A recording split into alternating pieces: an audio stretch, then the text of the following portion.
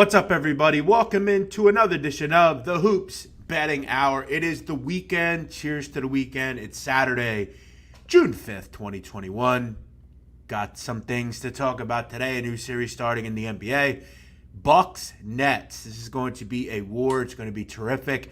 We've got all sorts of new series starting. We've got a Game 7 tomorrow as well. We get one at least, which is great. What we'll do here on the show today, talk some series prices, get into today's action, and set a primer for the rest of the weekend. As always, I'm the big man on campus.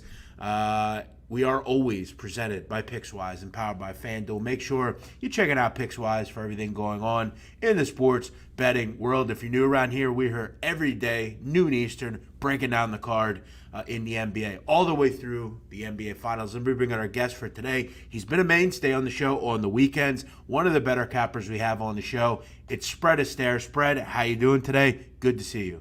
Yeah, I'm doing great, Jeff. We had an exciting Game 6 last night. We will get the Game 7 tomorrow. And I did watch you with Ian yesterday, so I have a little idea of where you're going on these series prices. So interesting to break those down with you as well. Yeah, I'll tell you what, the playoffs have been good to me. I went back and kind of looked. I think I've had only one losing day since the playoffs started. I've had some 1-1 days, but last 3 nights, I had 2-1, 2-1, 1-0. So very happy with how things have been going. Had the Clippers last night, so kind of figuring some things out here as we head into the playoffs, which is always exciting. We've got new series to talk about. Do you play the series? Do you just play game to game? What do you do here?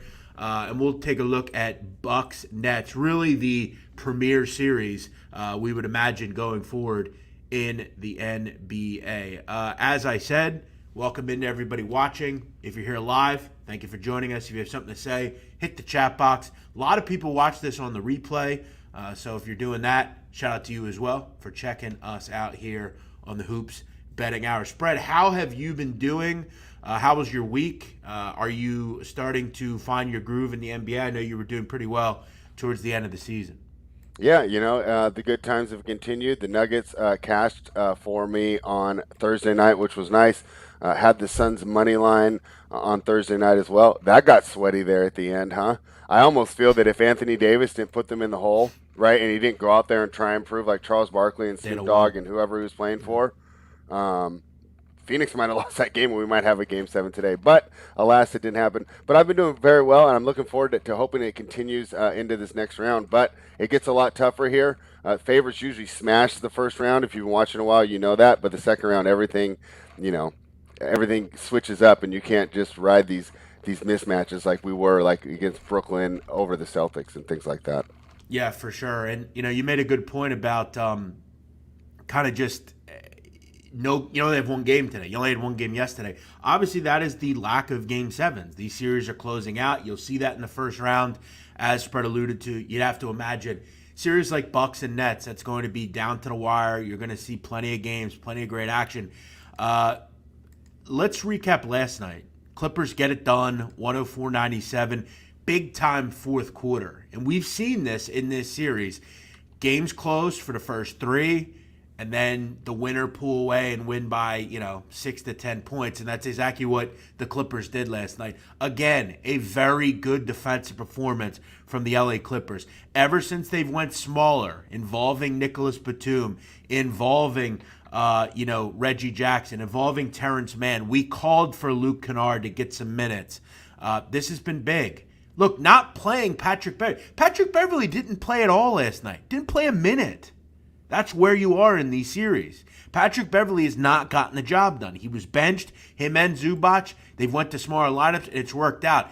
Definitely an indictment on Patrick Beverley. Not ideal for him. I don't see him chirping much nowadays.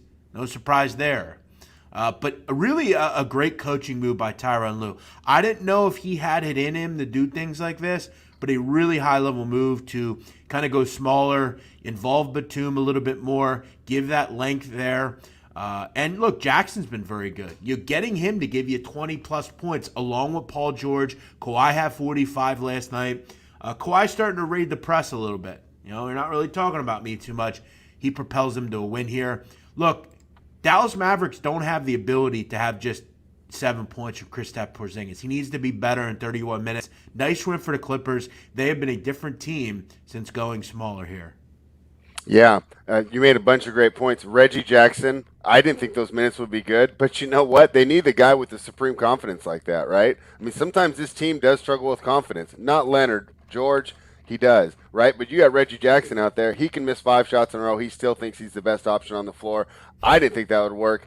It's been absolutely fantastic. And you talk about some of the other adjustments, more Batum, less Zubac. I think that's been good. And I think a key to the series, and you mentioned it, the lack of the supporting cast for the Mavericks. Luka looks worn out in the fourth quarters, and if you look at his shooting numbers for the first 3 quarters and then into the fourth, you can see that fatigue of carrying the whole team is wearing him down.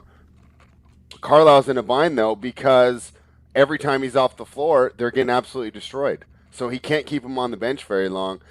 Really, someone else is going to step up. But in Los Angeles, they all have, right? Maybe another Tim Hardaway Jr. game. We'll see if Dorian Finney-Smith. I thought Jalen Brunson played pretty well last night, but they're going to need more for him.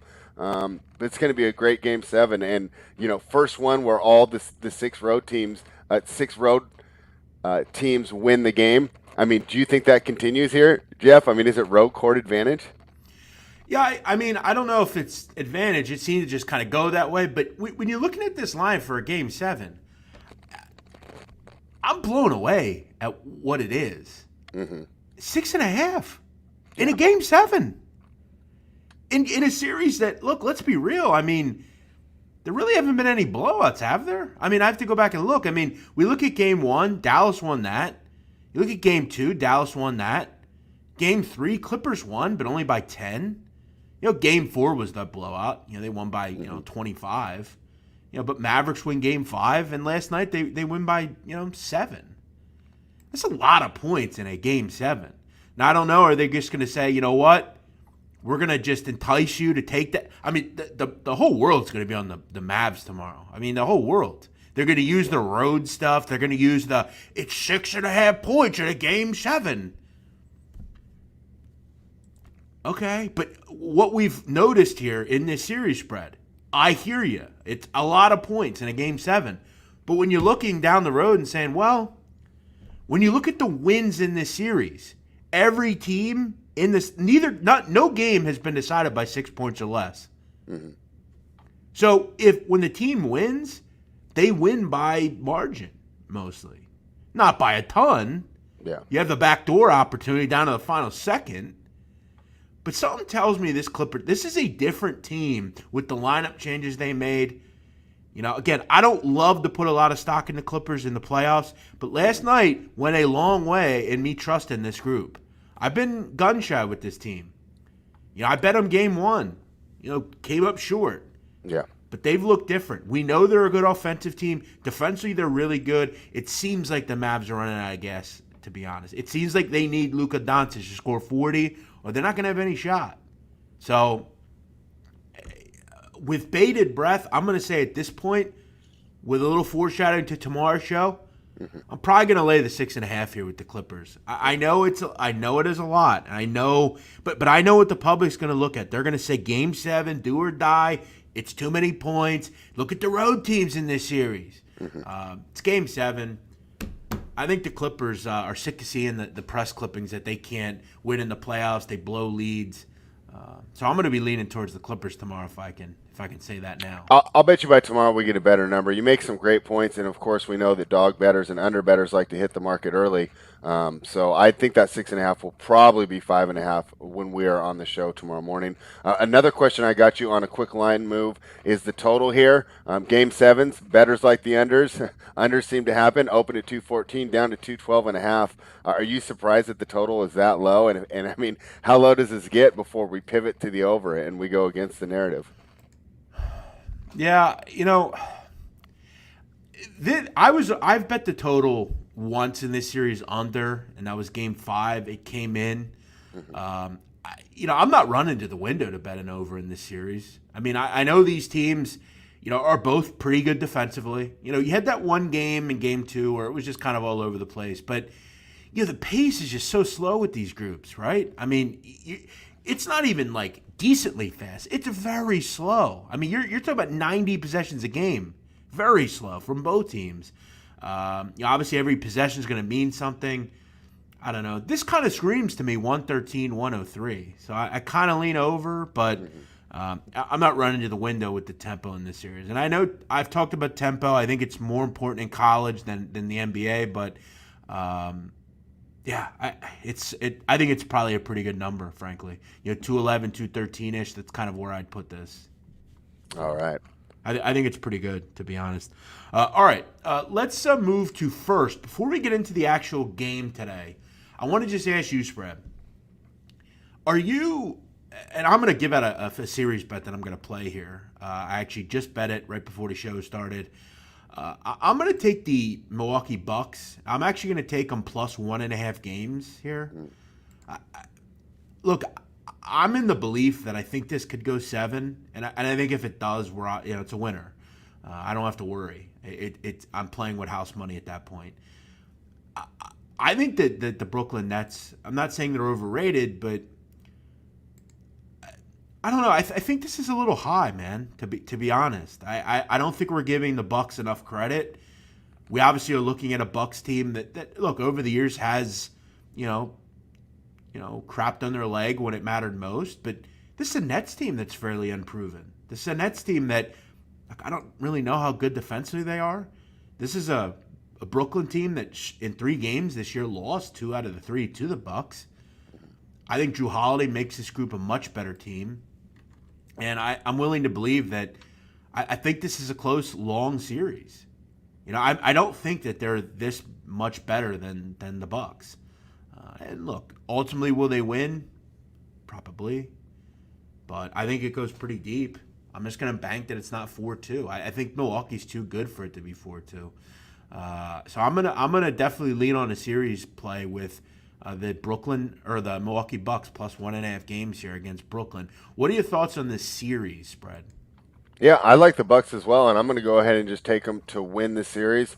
I know it's huge and it's a hot take. The implied probability right now, say it's a 37.6 chance. I think they have a much better chance than that. And here's some of my reasons. Number one, we're going to look at Deandre Jordan covering Giannis. It's a bad matchup to begin with. Then we look at the fact that he's played like 5 minutes in the last 3 weeks. He's going to be coming out cold, trying to defend a top 5 player in the league. I think that's going to mean problems. And I know that Brooklyn's got more scoring. I know that they have more shot creation. I know they're going to dominate in those half-court sets towards the end of the game. But I think that we're completely discounting the roles that defense and rebounding have on this team. I think that the Nets are going to get killed on the glass. I really want to see how Lopez and Giannis work together here, and it'll be interesting to see the adjustments that Steve Nash makes. Another thing, we like to run down Coach Bud, but Steve Nash, right, doesn't have that much experience either. Well, I do see that he's a brilliant basketball mind because even this is his first season as a coach, not even spending any time as assistant as far as I know. He's drawing up beautiful out of the timeouts, the ATOs. They look great, and I could see why the players wanted him to be their coach. But we'll see what happens when it goes matching move for move. And I know that Bud hasn't been the best at it, but he didn't sit on his laurels and just run it back last year. He switched the offense. Instead of going 5 out, he moved Giannis down to the dunker spot. He switched the defense. They're not just going under on everything and giving up the threes. They're more three-point oriented and less protect the rim oriented, which they had run the last 2 years. So it's not like he's just sitting on his laurels here. He's definitely trying to make some improvements here.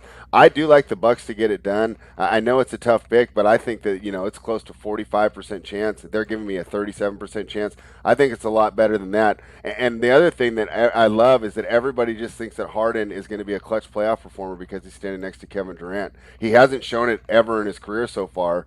And now we just assume that, I think Harden's the key to the series. So I'd be interested to hear your thoughts on Harden and maybe how you'd be approaching some of the props for these big 3 players. Yeah, you mentioned, I think, the best point of the diatribe that, when you're looking at this season, and I remember it perfectly. I mean, watching them try to guard Giannis was laughable. I mean, it just was. I mean, you look at it in 3 games this season against the Nets, Giannis Antetokounmpo averaged 40 points a game, 11 boards. I mean, it was dumb. It was crazy. It was wild. They couldn't. It was laughable trying to watch it. Can they guard Durant on the other end? I think they have a better opportunity to do so. The individual defenders on Brooklyn just are not there. As far as Harden's concerned, look, all three of these guys, whether it's Harden, Durant, or Irving, they're going to get what they get. It is what it is, right? But you ask yourself, can you do enough to shut down the rest of the team? We talked about it. Let's say they scored 95 combined, right? I think to win games, game to game, you need the rest of the team to contribute as well. This is going to be a high-scoring series, right? You look at the first game, total's 239. All the games in this series. You look, and let's get into the game here. So the first three games, 125, 123, 117, 114, 124, 118. So they all got into the 230s. One didn't go over the current number. But again, high-end tempo, high-end offense. There are shot creators all over the court. And we saw this with Portland and Denver. Sometimes tempo is not important. If you have elite shot creators, look, Denver's a slow tempo, one of the slowest in the NBA, but they have shot makers like Jokic, like Porter. Portland has shot makers. This series is the same way. The good thing here is, though, Milwaukee's one of the fastest teams in the NBA, and so are Brooklyn. So I think when you talk about the whole, you got to worry about defense, it's the playoffs, not necessarily. This is a high-scoring series with high-scoring teams with high-scoring shot creators. So when I look at this game today, currently at FanDuel, Brooklyn's a 4-point favorite. Total's up to 240. It's moving up. Bettors are taking it up. I look at the first game here and I say, okay, I know the betting public's going to be on the Nets. They love Durant. They love Harden. They love Kyrie. I'm going to lean with the Bucks in this game, and I'm going to take them here plus the 4. I think it's a fine number. I'll gladly take the points in a game that, look, whenever you take a dog, particularly a dog at this point amount, can they win outright? Of course they can. It wouldn't surprise me if they win by 4 or more. I think ultimately, let me ask you, I just want a yes or no answer. Are the Bucks overall a better team?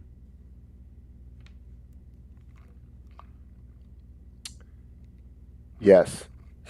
That's tough, though. You think? I agree, and I'll tell you why. Because I have no, I love Durant, I love Harden, Kyrie. He's a good player for sure. Yeah. He could definitely jump off for 40. But defensively, they are not good. I don't really like anybody outside of those three. And I wonder about, again, can that, and look, if you want to talk about the Bucks' inability to win in the playoffs, well, I mean, this team hasn't won anything. Now, again, this is the first time we're seeing this group. We'll see. But I'm willing to believe that spread, this is a lot like, you remember the Bucks' first game against the Heat? Close, shots are being made, it came down to the wire, went to overtime, Heat found a way to get inside the number. I think the Bucks, steal one here in Brooklyn, and I'm going to lean on them here in Game 1. I think they get the job done, and I'm going to lean over. But my best bet on this one is I'm going to take the Bucks to win the game, but I'll take the 4 in my back pocket. Yeah, I'm going to be with you. I'm going to take the Bucks as well. I'm really curious about this total. I'm a big playoff under guy. Sometimes I think simple's the best. You bet overs in the regular season. You bet unders, right? I mean, there's always specific teams. Like we bet the Cavaliers unders, right? But for the most part, I was riding a lot of overs. Playoffs, I switch. But this game, highest total in playoff history, as far as I know. I could be wrong here. Maybe there was one back in the early 80s. But 240 points for a playoff game is wild. But I still think I like the Bucks here. I'm also thinking the over might be a look. I'm wondering if they can't put this number high enough. As I saw the early money coming in on the under, and now the public's coming back in and buying it back. But let's not just say, Spread, yeah. I will say, and I've talked about this with the Denver Portland series. Bet it over every game. Mm-hmm. I don't think we put a lot of stock into early money in these series, especially an over at least. Right. Because look, anytime you see it in college football, you see it in the NFL. Anytime they put a total at the highest number they're going to put it, you're always going to see sharp money coming on the under. Mm-hmm. Public bettors don't want to bet unders; they just don't. Right. And the sharps consider and say, look, well, we need a lot of good things to happen. We need it perfectly to go that way for it to go over. So we'll just lean under. There's not a lot of, they don't put a lot into that. They just bet it. It's a number. They bet it. It's that simple. I don't put a lot of stock into that. You and I both know there's a lot of shot creators on these teams. Yeah, and I think the pace is going to be outrageous. I think the key for Milwaukee is going to be to get stops and get out and run. I think they want to force these guys, put them in transition, maybe get them in foul trouble. When I was going through my prep for this series, that was one thing that I noticed. You don't really have to worry about Harden or Irving getting into foul trouble because they rarely defend on ball, right? They don't swipe, they don't reach, they don't. Harden does more, but Kyrie doesn't give you turnovers and he doesn't get in foul trouble because he doesn't like to pass and he doesn't like to play defense. I thought that was something that really threw me off there, was not, because when we look into some other games, we know that foul trouble can be a problem. Portland, Denver was a huge example, right? With Nurkic going out in that game 5, I almost felt that sealed the fate for Denver when he went out with 4 minutes to go. Not having the foul problems in there, I think, is a small advantage there for Brooklyn. But overall, we say, the public's on the over. The public wins like 48% of the time. Just because the public is on its side doesn't mean it's an automatic loser, right? The books just want to get between that 48 to 52% where enough people are taking money home so they keep playing, but they get the margin off the vig and the juice. So just because the public's on it doesn't mean I'm off it, and I think that they might be right here with this over tonight. Yeah, I mean, again, it's kind of like what I call a perfect storm. You've got the tempos. You got the ability to make shots. You got the ability of these teams to shoot the basketball from deep. Defensively, Milwaukee's team total, I think makes some sense here as well. Kind of correlated with taking Milwaukee. But yeah, I like the over as well. I mean, it's not something, I'm not going to not play it. It'll be a smaller bet for me. You look at Giannis's point total tonight, 33.5. Again, averaged 40. You ask yourself, who the hell on Brooklyn guard? I mean, you're not going to put, Kevin Durant on him. It's going to be DeAndre Jordan. Okay. Good luck with that. Didn't work. Is 33.5 just too low, Spread? I mean, seems too low. I mean, I think if you like the over like I do, then yes, it's too low. But I think they're going to correlate. I think that if the game goes under, he probably goes under, and we just see like a completely slow pace, which I'm not expecting. I do think he goes over. And looking at the injury report, I mean, who would have ever thought this mattered? But because of the matchup, it does. No, Jeff Green's a big deal because he would have been another option here to put on Giannis. No one's going to stop him, but we got to at least give him different looks and slow him down and not just let him get to the rim at will. And I think missing Jeff Green in this series will hurt. Or for this game will hurt Brooklyn defensively. So, yeah, I like Giannis to get his tonight. And, of course, we like the Bucks. We like the over, so we're assuming he's going to go. Because if he doesn't have a good game, they don't win. I mean, and I also want to ask you about that. How do you think that having the defined pecking order helps the Bucks, right? I mean, they know they're going through Giannis. Are we going to have any issues with these teams deciding who gets the end of the game? I mean, in the Boston series, we didn't really see it. There wasn't a lot of close games. Do you think there'll be pecking order issues there with the Nets? Yeah, I mean, that's always been the concern. There's only one basketball, right? Right. Somebody's ego get inflated because they don't get the ball at the end of the game. Yeah, and look, in that case, I'm good and I'm happy because that would likely mean that they're losing or it's close, and I'm going to hang around. I will say as well, you look at over trends. Now, again, say what you want about trends. I mean, they're there to just be there, but they're interesting. Top 5 over teams this year in the NBA. Indiana, number 1. Pelicans, number 2. Bucks, number 3. Denver, number 4. Brooklyn, number 5. As far as going over. They're the best over teams in the NBA. Again, just because these teams go fast and they score doesn't mean they're going to go over. Okay? Remember, there was a game where there was 117, 114. That's a high total. That's 231.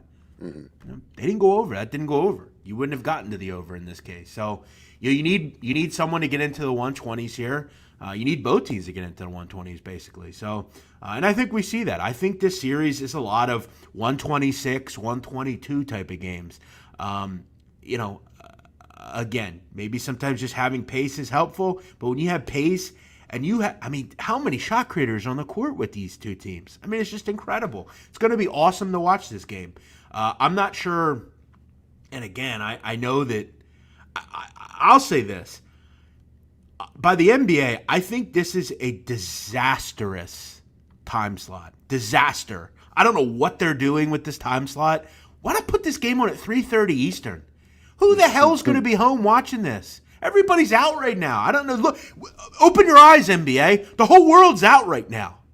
No, you're right. Tonight is the first here? night the Sacramento bars and clubs open up. So, the floodgates open this evening, so it'll be interesting. Fortunately for us, it's 4:30, so they'll all have time to watch the game and then go out. But yeah, I mean, it's been quite the change here in America over the last couple. I mean, if this were last year, fine. I mean, everybody's home. You know, glue it in at 7 o'clock, prime time, whatever. But this isn't Wednesday. I mean, it's a Saturday night. What do you put? Why not get this game at 3:30? Have it out of the way by dinner time.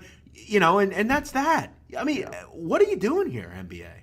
Yeah. And look, I know they got kind of hamstrung here because they don't have a Game 7. I'm sure that would have been at 3:30 or whatever. But I don't know. I just thought, you know, kind of flex this, put it at 3:30, put it at, you know, whatever. I think it would do way better in the afternoon as opposed to during the nighttime. But it is what it is. So, okay, best bets. I'm going to go with the Milwaukee Bucks plus the 4. That's my best bet. Have a little play on the under or on the over 240, but not crazy. Just going to play with the Bucks plus 4. I'm confident that I think they steal one here in Brooklyn. I think it's going to be integral to them. The goal whenever you go away, let's win. Let's try to win both, but let's definitely win one here. I think they get game 1. I think they hang around and at least cover. Yeah, I'm with you. I bet Milwaukee plus 4 as well.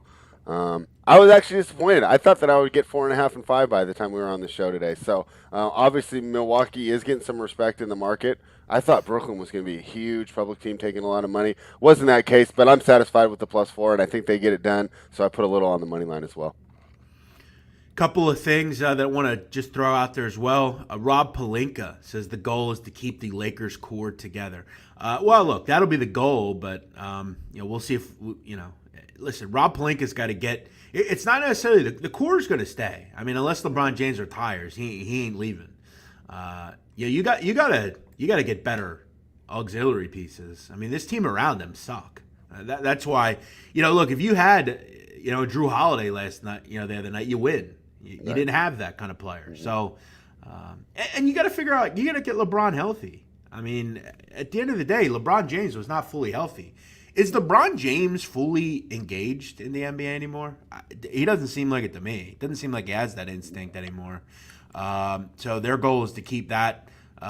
You know, they got to go out and do better. You know, they got to find some players that can be, you know, instant kind of hits there. You know, come in and give them something. Kyle Kuzma was a disaster. Montrezl Harrell was a disaster.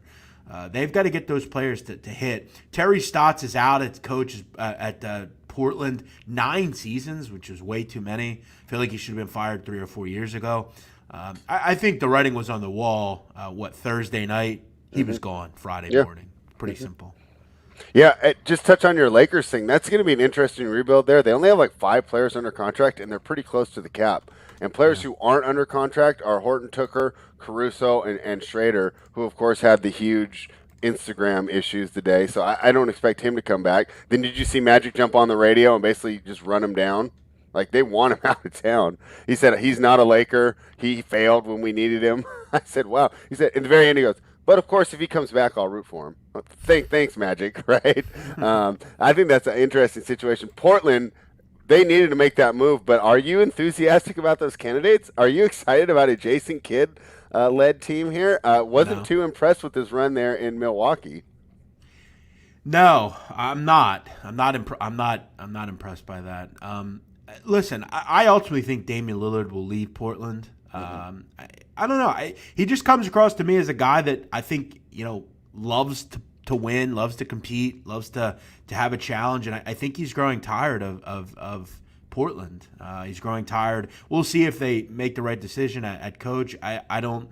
You know, as we've seen with the Clippers, you know, it can do something. You know, just because when you hire in the NBA, sometimes it's, you know, they don't really get through. They're kind of just gatekeepers, if you will. But you know, it makes a difference, and we'll see if they can't get him kind of what he wants there in Portland, because they need to start doing things around him. Yeah. The team, I think, I've always been perplexed as to why they don't win. On paper, you got a guy like Norman Powell. With what you had Covington added this year as well. You have Nurkic, you have McCollum, you have Dame. I feel like this team should do a lot more than bow out every year in the first round of the playoffs. But defensively, they need to get stronger. They need to go out and add two guys at least that can defend at a higher level. Someone like a Jay Crowder.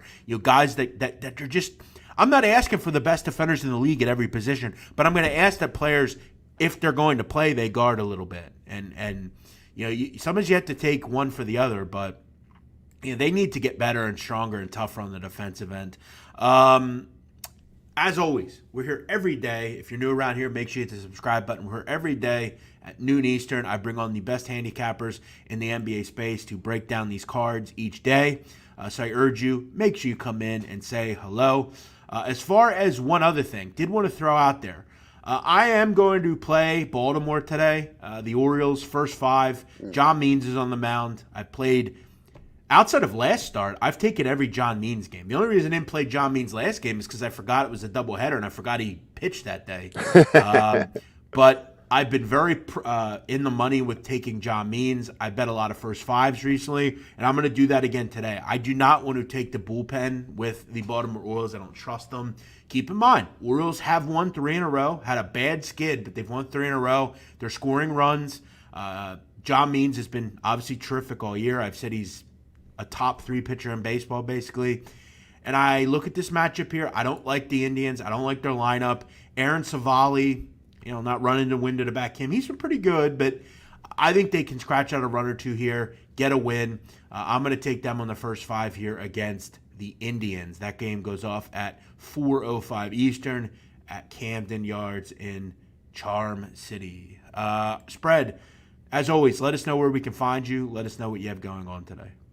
Yeah, at Spread Astaire, I'll be doing a quick show with Tyler here. We'll basically say the same thing that I just said, that we like the Bucks here, and I'll be doing that. And I'm at Spread Astaire, and you can catch all my content there.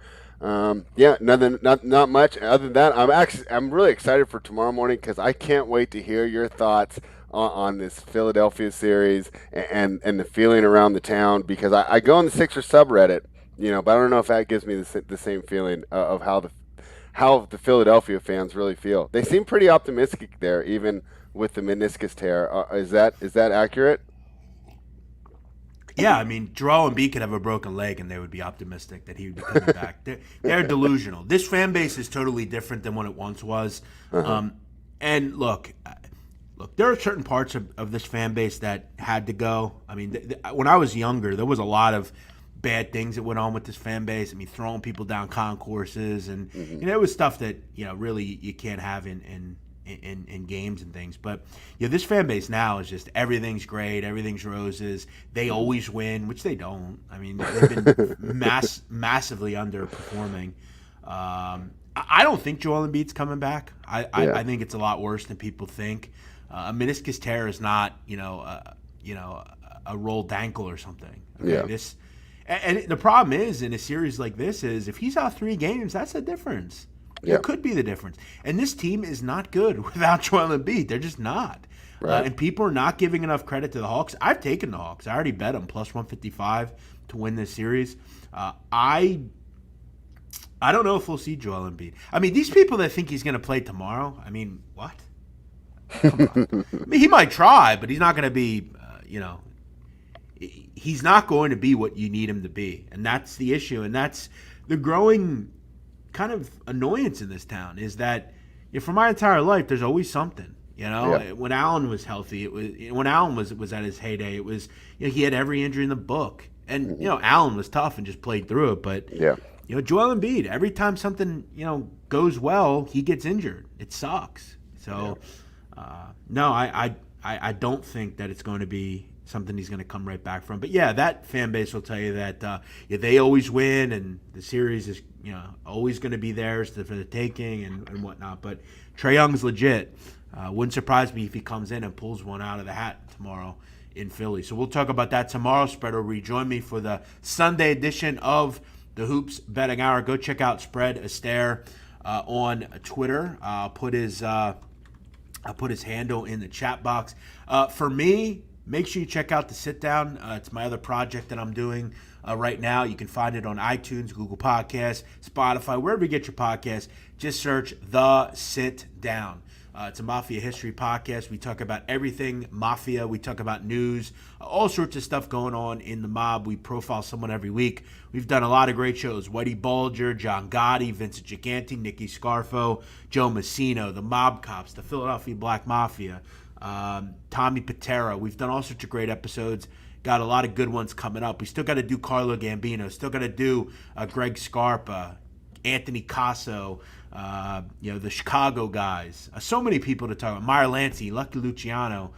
Plenty to do, plenty to still get into. So make sure if you enjoy Mafia history, you'll check out The Sit Down with me and Blackjack Fletcher. Spread, good to see you. We'll see you tomorrow morning, same time, same place, here on the Hoops Betting Hour, noon every day, on Pickswise, 7 days a week, no days off. We don't do days off here. Days off are for chumps. You want to get 3 months off, go teach third grade public school. That's what they say. What movie's that from? I don't know. That's a good one, though. One of the great movies, one of those underrated movies ever, Boiler Room. If you've never seen it, I've never seen it. Okay. Oh, it's terrific. If you ever have an hour and a half, watch it. Very good. Okay. It's one of those 90s movies. It's about, Boiler Room. It's kind of like a poor man's Wolf of Wall Street, if you've ever seen Wolf of Wall Street. Yeah. It's about pump and dump, that kind of stuff. It's very good. And there's a really great scene in that movie. Ben Affleck is kind of the senior broker at the firm, and these new recruits come in, and he talks about how they don't take days off, and if you want days off, go teach public school. We don't take losers here. It's all about winners. So go watch Boiler Room if you've never watched it. It's a great movie.